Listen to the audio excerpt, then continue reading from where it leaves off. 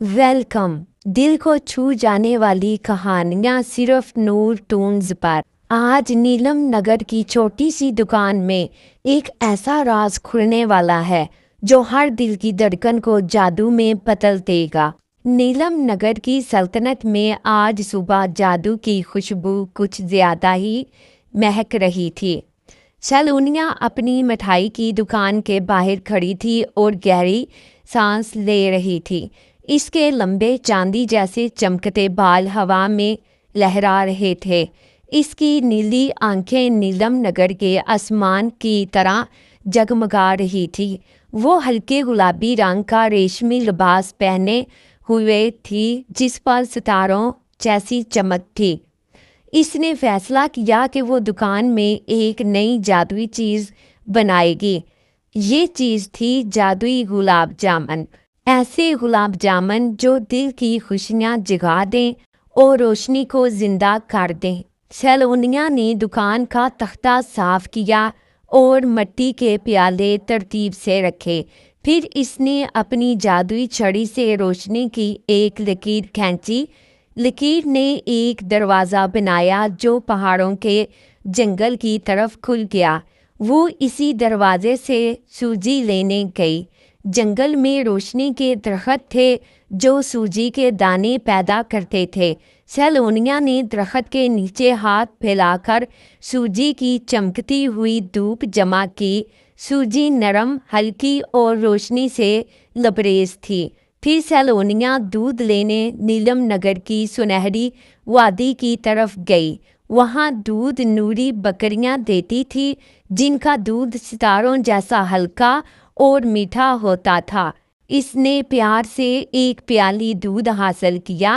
अब उसे घी चाहिए था जो सिर्फ चमकती चट्टान के नीचे बहती गहरी रोशनी से बनता था।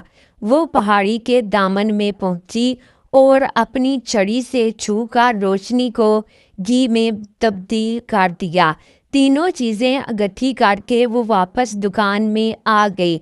दुकान में खुशबू पहले ही फैलने लगी थी। इसने सूजी, दूध और घी को मिलाकर जादुई पेस्ट तैयार किया। पेस्ट में वो अपनी रोशनी भरी उंगलियों से गोल गोले बनाने लगी। हर गोले के अंदर चमकती हुई नन्ही खुशी की चिंगारी थी। फिर इसने तेल के बर्तन को जादुई शवा से गर्म किया। तेल में रोशनी के बुलबुले उठने लगे। इसने गुलाब जामुन के गोले आस्था से तेल में डाले। जैसे ही गोले तेल में गिरे पूरा बर्तन जगमगा उठा। गुलाब जामुन आस्ता आस्ता सुनहरी होने लगे। सुनहरी गुलाब पर तारों जैसी चमक फैल गई। दुकान के बाहर लोग हैरत से जमा होने लगे। आज सलोनिया क्या जादू कर रही है, वो सरगोशियों में बोले। गुलाब जामुन जब मुकम्मल तैयार हुए तो सलोनिया ने उन्हें शीरे में डाला। शीरे में गुलाब जामुन की ऐसी खुशबू थी जो दिल को मदहर कर दे। हर गुलाब जामुन शीरे में जाते ही रोशन गुलाबी रंग इख्तियार कर लेता। दुकान अचानक जगमगा उठी जैसे पूरे कमरे में जादू की बारिश हो रही हो।